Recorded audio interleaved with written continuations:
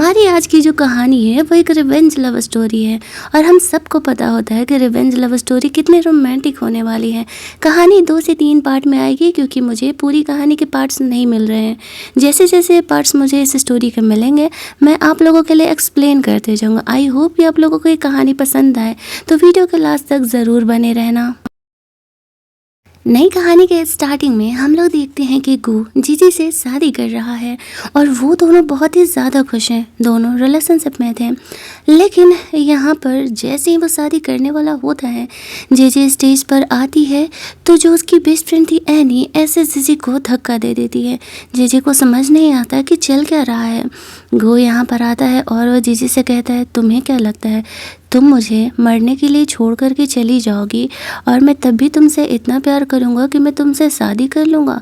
5 years before जब मैं accident की वजह से मर रहा था तब तुम मुझे छोड़ करके चली गई और तुमने एक्सपेक्ट किया कि आफ्टर 5 years मैं तुमसे आँख बंद करके प्यार करूँगा और मैं सच में तुमसे शादी करूँगा। पैसों के लिए तुम मुझे छोड़ करके गई थी ना, और आज 5 साल बाद जब मैं अमीर बन चुका हूँ तो तुम मुझसे शादी करने के लिए आई हो। उस समय तुम एक अमीर लड़के के साथ चली गई थी मुझसे ब्रेकअप करके और अब वापस लौट करके आई हो। कहानी यहाँ से फ्लैशबैक में ज़्यादा है, जहाँ पर कि हमें पता चलता है कि एक्चुअल में जीजी के डैड एक पुलिस ऑफिसर है। उसकी मॉम ने उस रात उससे कहा था कि तुम्हारे डैड को एक बदमाश बिजनेसमैन ने मार दिया है और वो हमें ढूंढते हुए आ रहा है, तुम्हें अपनी जान बचा करके वहाँ से जाना ही होगा। तभी वहाँ पर गू जीजी से मिलने के लिए आता है। दोनों रिलेशनशिप में थे। जीजी गू की जान खतरे में नहीं डालना चाहती थी, इसीलिए उस रात वो गू से ब्रेकअप करने के लिए कहती है। वो उसे थप्पड़ मारते हुए कहती है, मुझे तुम्हारे जैसे गरीब लड़के के साथ नहीं रहना है। मैंने एक अमीर लड़के को अपना बॉयफ्रेंड बना लिया और मैं तुमसे ब्रेकअप करके जा रही हूँ। ऐसा कह के वो उसे छोड़ करके वहाँ से चली जाती है टैक्सी लेकर के। लेकिन गू को भरोसा नहीं हो रहा था कि जीजी एक मनी माइंडेड गर्ल है और वो उसे छोड़ करके इसलिए जा रही है क्योंकि उसके पास पैसे नहीं हैं।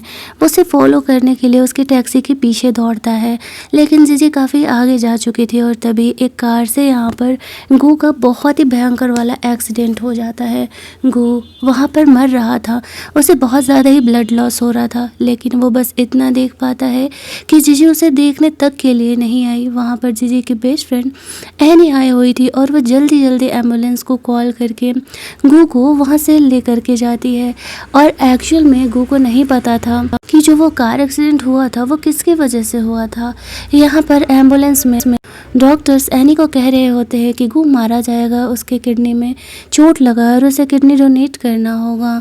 एनी ऐसा नहीं करने वाली थी और तभी जीजी लौट करके आती है और वो गू को किडनी डोनेट कर देती है, लेकिन गू तब तक बेहोश हो चुका था और उससे ये बात नहीं पता था। जीजी अपनी किडनी डोनेट करके गू के लाइफ से हमेशा के लिए जा चुकी थी और यहाँ पर ये फ्लैशबैक में बातें सोच रही होती है। गू को ये लगता है कि एनी ने उसकी जान बचाई है और उसी ने उसको किडनी डोनेट की है। जीजी के बारे में तो उसे पता ही नहीं था। जीजी यहाँ पर गू के लाइफ में वापस एक मोटिव की वजह से आई है। एक्चुअल में वो गू से शादी करने के लिए नहीं आई है, वो मूव ऑन कर चुकी थी। वो गू को अपने लाइफ अपने पचड़े में नहीं फंसाना चाहती थी। कहानी एक बार और जीजी के पर्सपेक्टिव से फ्लैशबैक में जाती है, जहाँ पर कि जीजी ने पुलिस ऑफिसर का ज्वाइन कर लिया था और उसका एक और ऑफिस फ्रेंड हुआ उसे बता रहा था कि इसी बिजनेसमैन ने तुम्हारे डैड को मारा है और अगर तुम उसे पकड़ना चाहती हो तो तुम्हें उसे इनडायरेक्टली अप्रोच करना होगा। जीजी कहती है इनडायरेक्टली क्यों, मैं तो डायरेक्टली भी जाकर उसे पकड़ सकती हूँ। तो वो उसे कहता है कि नहीं, अगर तुम डायरेक्टली उसके पास जाओगी तो उसे तुम पर शक हो जाएगा और वो तुम्हें मरवा देगा। इसी वजह से तुम्हें गू से शादी करना होगा, तब तुम एक रिच इंसान की वाइफ बन जाओगी और वो कुछ दिनों में एक चैरिटी ऑक्शन में आने वाला है, तो वहाँ पर तुम जाओगे और उसके सीक्रेट्स, उसके पेन ड्राइव तुम चोरी करके लेके आओगे, जिससे कि हमें उसके नेक्स्ट प्लान के बारे में पता चल पाएगा और हम उसे फिर जाकर के डायरेक्टली पकड़ सकते हैं।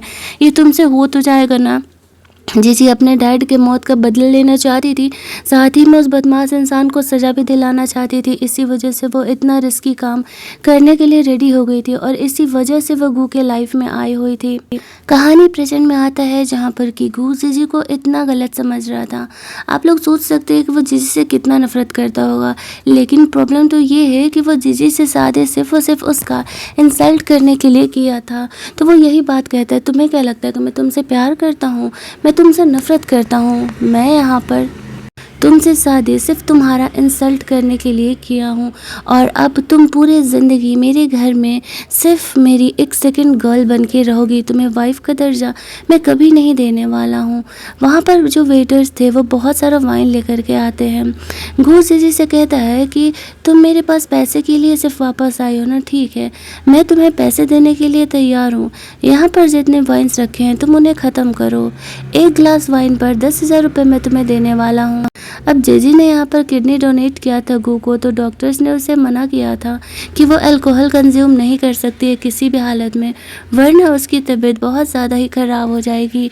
गू जब जीजी को इस तरीके से अल्कोहल पीने के लिए बोलता है तो जीजी उसे मना कर रही थी, लेकिन गू को तो जीजी के सिचुएशन के बारे में पता नहीं था।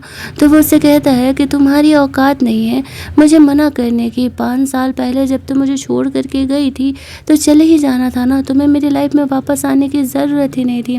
तुम्हारे बिना वैसे भी मैं बहुत ही अच्छा कर रहा था और अब जब तुम वापस आई हो तो जो मैं कहूँगा वो तुम्हें करना ही पड़ेगा। वो एक ग्लास वाइन लेकर के आता और वो ज़बरदस्ती जीजी को पिला रहा था। जीजी जानती थी कि अगर वो ज़्यादा अल्कोहल कंज्यूम करेगी तो उसके जान के लिए ख़तरा हो सकता है और वो अपने डैड के मर्डरर को बिना सज़ा दिलाए मरना बिल्कुल भी नहीं चाहती थी। इसी वजह से तो उसने ये सब कुछ किया था। गू जब यहाँ पर जीजी को ज़बरदस्ती वाइन पिला रहा होता है तो वो उससे रिक्वेस्ट करती है कि वो ऐसा नहीं करे, वो वाइन नहीं पी सकती है। गू का जीजी को ऐसे रोता हुआ शक्ल देख करके तरस आ जाता है और फिर वो कहता है ठीक है जा कर के चेंज कर लो। और मतलब कहानी के एंडिंग में अगर इतना सब कुछ ह्यूमिलेशन जो कि अभी थ्रू आउट द स्टोरी जीजी के साथ होने वाला है, लास्टिंग में अगर जीजी ने गू को माफ़ कर दिया ना तो मैं सच बता रही हूँ उस ड्रामे में घुस के मैं इसकी पिटाई करने वाली हूँ। भले ही जीजी ने पैसे के लिए गू को छोड़ के गया था, लेकिन उसका कोई हक नहीं बनता है कि वो इतना ज़्यादा किसी भी इंसान को ह्यूमिलिएट करे। आप लोग खुद देखो, आपको लास्ट तक गू पर गुस्सा आने लगेगा। बेचारी जीजी जैसे तैसे करके जाके चेंज करती है। वहाँ पर हो उससे मिलने के लिए आता है, वो उसे हैंड की ऑफ़र करता है। जीजी को वो कहता है कि अगर तुम अपनी लाइफ की सच्चाई गू को बता दोगी तो तुम्हारा प्रॉब्लम थोड़ा ज़्यादा आसान हो जाएगा और अगर वो तुमसे नफ़रत नहीं करेगा तो शायद वो हमारा इस मैटर में हेल्प भी कर सके। जीजी उसे कहती है कि नहीं, मैं उसका जान बचाने के लिए उसे छोड़ करके गई थी और वापस इस सिचुएशन में मैं उसे नहीं घसीटने वाली। दोनों अभी बात ही कर रहे थे कि वहाँ पर गू आ जाता है। जीजी को हुओ के साथ देख करके उसे लगने लगता है कि ये जीजी का बॉयफ्रेंड है। हुओ वहाँ से चले जाता है। जेलस होकर के गू जीजी को किस करने लगता है। जीजी उसे रोकते हुए कहती है कि वो गलत कर रहा है और ऐसा ना करे। गू से कहते हैं क्यों, क्या मैं तुम्हारे लिए काफ़ी नहीं हूँ? दूसरे जब तुम्हारे साथ इंटीमेट हो सकते हैं तो मैं क्यों नहीं? जीजी को वो गुस्से में आ करके नीचे धक्का दे देता है जिससे कि उसके पेट में चोट लग जाता है। जीजी कैसे न कैसे करके उस पार्टी में जाना चाह रही थी, लेकिन वो गू से बोले कैसे। यहाँ पर गू जीजी को और ज़्यादा ह्यूमिलिएट करने के लिए उसे खुद प्रोटेक्शन लेकर के आने के लिए कहता है और कहता है कि आज वेडिंग नाइट है ना, तो उसका तो इस्तेमाल होगा। जीजी जानती थी कि वो सिर्फ उसका इंसल्ट करने के लिए कर रहा है, तो वैसे कहती ठीक है मैं तुम्हारे सारे काम करने के लिए तैयार हूँ, लेकिन तुम्हें हर काम के लिए मुझे पैसे देने होंगे। वो गू को बार बार यही दिखा रही होती कि वो पैसे के लिए उसके पास आई है। गू जीजी को पैसे दे रहा था लेकिन वो ऐसे उड़ा देता है जिससे कि जीजी को और ज़्यादा वाला इंसल्टिंग फील हो। जीजी उसे कहती है कि क्या ये सब कुछ करना ज़रूरी है? गू से कहता हाँ, ताकि तुम्हें तुम्हारी औकात याद रहे। ऐसा करके वो ऊपर कमरे में जाके उसके आने का वेट करने लगता है। थोड़ी देर बाद हम लोग देखते हैं कि जीजी यहाँ पर गू के लिए प्रोटेक्शन ले करके आती है और उसे ऑफ़र करती है। गू से कहता है कि तुम्हें क्या लगता है सिर्फ प्रोटेक्शन लेकर के आने से तुम्हारा काम ख़त्म हो गया? अभी तुम्हें मुझे सर्व करना तो बाकी ही है। अभी तुम देखोगी कि मैं कैसे दूसरे लड़की के साथ तुम्हारे सामने इंटीमेट हो रहा हूँ। जीजी ऐसा दिखा रही थी जैसे कि उसे फ़र्क नहीं पड़ रहा था और गू को इन बातों से ज़्यादा ही गुस्सा आ रहा होता है।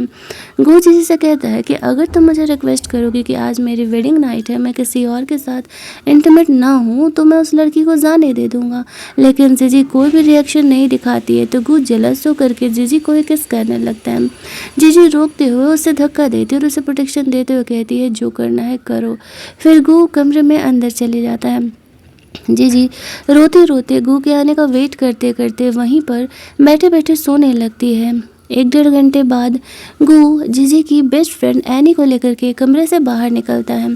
जीजी ये देख करके शॉक्ड हो जाती है कि गू जिसके साथ इंटीमेट हुआ है वो कोई और नहीं, उसकी बेस्ट फ्रेंड एनी ही है। जीजी कहती है एनी से, तुम तो मेरी बेस्ट फ्रेंड थी ना, एटलीस्ट तुम्हें मेरे साथ ऐसा नहीं करना चाहिए था। एनी उससे कहती है तो मैंने क्या गलत किया, जब गू मर रहा था तब तुम उसे छोड़ करके चली गई और गू अब मुझसे प्यार करता है, तो जब वो मुझसे प्यार करता है तो फिर मैं उसके साथ नहीं रहूँगी तो कौन रहेगा, तुम रहोगी। जीजी कहती तो ठीक है। गू ये सब कुछ जीजी को हर्ट करने के लिए, उसे ह्यूमिलिएट करने के लिए, उसे जेलस फील कराने के लिए कर रहा था।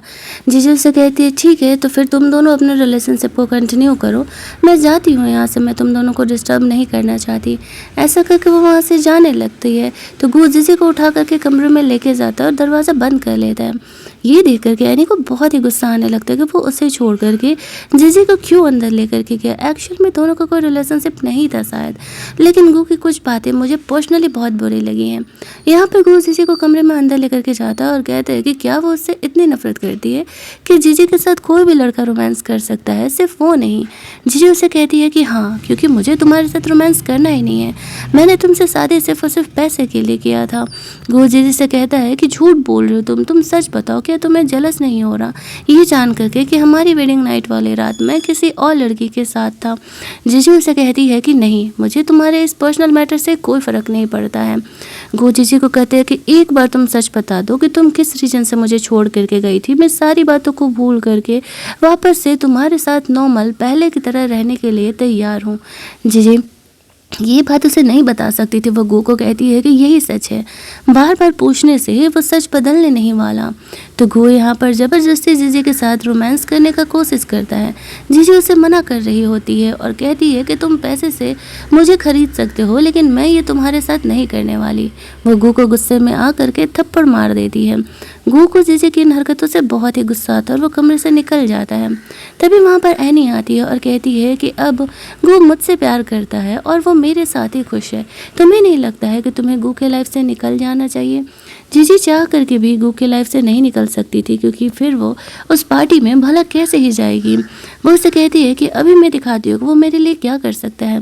पास में रखा वाइन का बोतल वो उठाती है और वो अपने सर पे फोड़ लेती है। तभी आवाज़ सुन करके गू यहाँ पर कमरे में आता है। एनी के सर से ब्लड निकल रहा था। ये देख करके वो जीजी पर गुस्सा करने लगता है कि वो कितनी घटिया लड़की है, वो एनी को बेवजह ही क्यों बुली कर रही है। एनी कह रही है अरे मैं तो बस उससे बात करने के लिए आई थी, देखो ना उसने मेरे साथ ऐसा बिहेव किया। गू से कहता है कि एनी बहुत ही कमज़ोर है, उसने मुझे किडनी डोनेट किया है। जीजी ये सुन करके शॉक्ड हो जाती है। वो कहती है इसने तुम्हें किडनी डोनेट किया है? गू कहता है तो क्या, तभी तो वो मेरे साथ है और तभी तो मैं ज़िंदा हूँ। तुम्हें क्या लगा कि तुम मुझे बोलोगे कि तुमने किडनी डोनेट किया और मैं इस बात का भरोसा कर लूँगी? तुम मेरे साथ हॉस्पिटल चल रहे हो, एनी का चेकअप कराएंगे हम, और अगर एनी को कुछ हुआ तो मैं तुम्हें ज़िंदा नहीं छोड़ने वाला हूँ। फिर वो एनी को हॉस्पिटल लेकर के जाता है और गार्ड्स जीजी को लेकर के आते हैं। हॉस्पिटल में जाने के बाद डॉक्टर बताते हैं कि एनी का ब्लड बहुत ज़्यादा ही लॉस हो गया और उसे ब्लड की ज़रूरत है। तो गू यहाँ पर कहता है जीजी का ब्लड निकालने के लिए, जीजी का ब्लड एनी से मैच करता है, अगर ये मर भी गई इस प्रोसेस में तो मुझे कोई फ़र्क नहीं पड़ेगा। जीजी कहती है कि एनी मरी है जी, उसे इस बात से कोई फ़र्क नहीं पड़ता, वो ब्लड डोनेट नहीं करने वाली है। जीजी जानती थी कि ब्लड डोनेट अगर करेगी तो यहाँ पर गू को पता चल जाएगा कि जीजी ने किडनी डोनेट किया है और वो ऐसा नहीं चाहती थी। लेकिन गू से कहता है आई नो कि तुम्हें इस काम के लिए भी पैसे चाहिए होंगे। वो जानबूझ करके पैसे की गड्डी ऐसे जीजी के ऊपर फेंक रहा था, सबके सामने उसे ह्यूमिलिएट करने के लिए। और जीजी को बुरा तो बहुत लग रहा था, लेकिन वो जानती थी कि वो कुछ कर नहीं सकती है। यहाँ पर बहुत सारे पैसे फेंक देता है वो, तो जीजी उन पैसों को उठा लेती है और कहती है चलो लेट ही सही, तुम समझे तो। उन पैसों को लेने के बाद वो गू को कहती है ठीक है, वो पैसा डोनेट करने के लिए तैयार है, वो ब्लड डोनेट करने के लिए तैयार है। फिर ब्लड डोनेशन से पहले जीजी का कुछ चेकअप होता है, जहाँ पर कि डॉक्टर आकर के डॉक्टर यहाँ पर आकर के बताता है कि जीजी ने किडनी डोनेट किया है और ब्लड निकालना उसकी बॉडी के लिए हार्मफुल हो सकता है।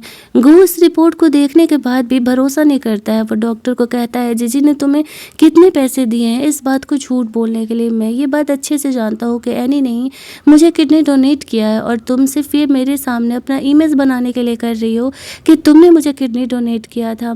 जीजी जानती थी गू इन बातों पर ट्रस्ट नहीं करने वाला और ना ही वो इन बातों को कभी उसे एक्सप्लेन करने के बारे में सोचती है। डॉक्टर से गू बोलता है कि जीजी ने तुम्हें ये झूठ बोलने के लिए जितने पैसे दिए हैं मैं तुम्हें डबल पैसे देने के लिए तैयार हूँ। तुम यहाँ पर जीजी की बॉडी से जितने ब्लड की ज़रूरत है एनी को उतना ब्लड निकाल लो। डॉक्टर गू की इस धमकी से डर जाता है और वो मजबूरी में जीजी की बॉडी से ब्लड निकालने लगता है। जीजी की हालत अंदर से सच में बहुत ज़्यादा ही ख़राब थी, बट फिर भी उसे अपने डैड के लिए सब कुछ झेलना था। जीजी का ब्लड ऐसे निकलना स्टार्ट होता है और गू कमरे से बाहर चले जाता है। बहुत ज़्यादा ब्लड निकलने की वजह से जीजी को चक्कर आने लगता है और वो वहीं पर बेहोश हो जाती है। गू उसे देखने तक के लिए नहीं आता है, वो तो एनी के साथ था। कुछ घंटों बाद जीजी को प्यास लगा था और उसी वजह से उसकी नींद खुलती है। कमरे में पानी नहीं था तो वह जैसे तैसे करके हिम्मत करके उठती है खुद ही पानी लेने के लिए। वो वहाँ से बाहर निकलती है तो देखती है बगल वाले कमरे में गू यहाँ पर एनी के साथ है और वो उसका फिक्र कर रहा है। एनी यहाँ पर ड्रामा कर रही होती है कि उसका सर दर्द कर रहा है। गू जानता था कि जीजी इन दोनों को देख रही है, फिर वो एनी को बहुत ही प्यार जता रहा होता है। जीजी को जेलस फील कराने के लिए वो उसके फॉरहेड पर किस कर लेता है और एनी उसे इस तरीके से लिप पर किस करने के लिए बोलती है। जीजी ये सब कुछ देख रही थी, जानते हुए भी गू यहाँ पर जानबूझ करके एनी के कहने पर उसके लिप पर किस कर लेता। और मैंने कहा था ना, गू की कुछ हरकतें मुझे बिल्कुल पसंद नहीं आई थी और कुछ हरकतों में से ये तो सबसे पहले नंबर पर था। जीजी को ये देख करके हार्ट में बहुत ही पेन होने लगता है कि वो इस तरीके से एनी से इतना प्यार जता रहा है। भले वो इतना ज़्यादा गू से प्यार करती थी, वो किसी और के साथ उसे कैसे शेयर कर सकती थी। हार्ट पेन की वजह से वो पीछे होने लगती है। एक डॉक्टर वहाँ से गुजर रहा था, वो जीजी को संभालता है। जीजी को ऐसे बुरे कंडीशन में जब गू देखता है तो वह एनी को छोड़ करके उसे संभालने के लिए चले जाता है। उसे खींचते हुए वो वहाँ से लेकर के जाता है और कहता है कि क्या हुआ तुम्हें। जीजी उसे नहीं बताती है कि उसे बुरा फील हो रहा है। गू यहाँ पर जीजी को किस करने का कोशिश करता है तो जीजी उसे रोकती है। वो उसे कहती है कि तुम अभी ही एनी को किस करके आए हो और मुझे तुम्हारे साथ ऐसा कोई रिलेशन नहीं बनाना है। गू उसे कहता है, शायद तुम भूल रही हो कि मैंने पैसे से तुम्हें खरीदा है और तुम्हारी पसंद नापसंद यहाँ पर मैटर नहीं करता है। जब तुम किसी और के साथ इंटीमेट हो सकती हो तो मैं क्यों नहीं, मैं क्यों खुद को तुम्हारे लिए सेव करके रखूं। जीजी उसे कहती है कि ठीक है, तुम भी मेरे साथ इंटीमेट हो सकते हो, लेकिन पहले तुम्हें मेरी रिक्वायरमेंट्स को पूरा करना होगा। गो से पूछता है, पैसे चाहिए तुम्हें, बताओ कितने पैसे चाहिए, मैं तुम्हें वो पैसे देने के लिए तैयार हूँ। जीजी इस बात पर कहती है कि नहीं, इस बार मुझे पैसे नहीं चाहिए, मुझे तुम उस चैरिटी ऑक्शन पार्टी में लेकर के चलो जहाँ पर कि कल तुम जाने वाले हो। लेकिन गो जीजी को कहता है, ओ तो तुम वहाँ जा कर के कोई और लड़कों को पटाने का प्लान कर रही हो, किसी और अमीर लड़के को, इसी वजह से तुम उस पार्टी में जाना चाहती हो। जीजी उसे कहती है कि तुम्हें जो सोचना है सोचो, लेकिन मेरा उस पार्टी में जाना ज़रूरी है। गो उसे कहता है कि मैं तुम्हें पैसे दे सकता हूँ, लेकिन मैं तुम्हें उस पार्टी में किसी हालत में लेकर के नहीं जाने वाला।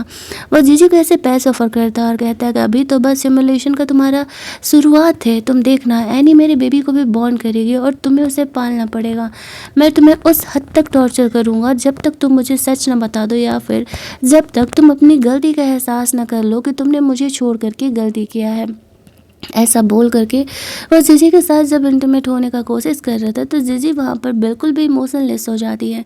गू को ये देख करके और ज़्यादा गुस्सा आने लगता और कहता है कि वो उसके साथ ऐसा क्यों कर रही है, उसे सच क्यों नहीं बता दे रही है। जीजी चाह करके भी उसे सच नहीं बता सकती थी और यहाँ पर वो गू को रोक भी नहीं पाती है और दोनों यहाँ पर इंटीमेट होते हैं। हालांकि जीजी के लिए काफ़ी हार्मफुल था क्योंकि उसकी बॉडी ऑलरेडी बहुत ज़्यादा ही वीक चल रहा है। आफ्टर दैट गू से कहता है कि तुम चुपचाप आप यहाँ से घर जा रही हो, मैं तुम्हें किसी बर्थडे पार्टी में ले करके नहीं जाने वाला हूँ। सीन यहाँ से कट होता है। जीजी कुछ देर बाद चेंज वेंज करके घर पहुँचती है तो गू यहाँ पर एनी के साथ हॉल में सोफे पर बैठा हुआ था। जीजी को देखते ही वह एनी का ख्याल करने लगता है कि वह भी हॉस्पिटल से डिस्चार्ज हुई है। जीजी को वहाँ पर एनी को वाटर ऑफर करने के लिए बोलता है। जीजी उसे पानी का ग्लास ला करके देती है। एनी गू से कह रही थी कि उसकी तबीयत ठीक नहीं है, उसके सर में दर्द है, क्या वो आज रात उसके साथ सो सकता है। जीजी उसे पानी दे करके कह रही होती है, आई होप कि तुम्हें और कोई काम नहीं होगा, तो मैं अपने कमरे में जा रही हूँ। ऐसा करके जब वो वहाँ से जाने लगती है तो गू एनी को जवाब देता है कि हाँ ठीक है, अगर वो ऐसा चाहती है और उसका तबीयत ठीक नहीं है तो वो उसके साथ आज रात नाइट स्पेंड करने के लिए तैयार है।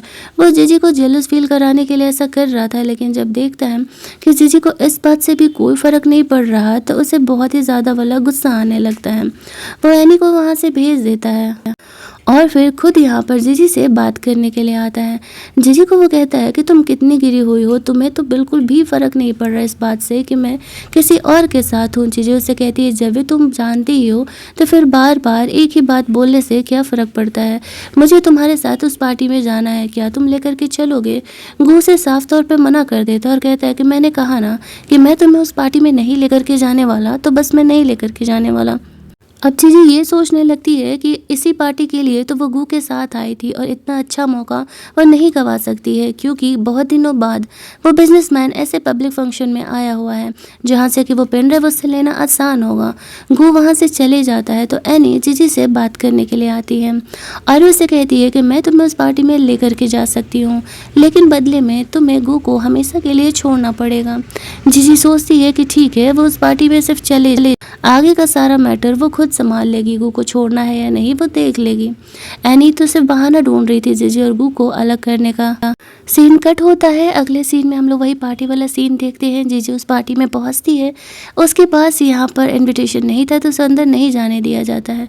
तभी वहाँ पर एनी आती है और वो उन लोगों को कहती है कि जीजी उसके साथ है और फिर उसे पार्टी में अंदर लेकर के जाती है। एनी उससे कहती है कि मैं बस तुम्हें पार्टी में लेके आ सकती थी, पर ध्यान रखना तुम्हें गू से अलग रहना होगा, तुम उसे मिलोगी नहीं और इसके बाद तुम्हें गू को छोड़ देना होगा। जीजी हाँ में हाँ मिला देती है।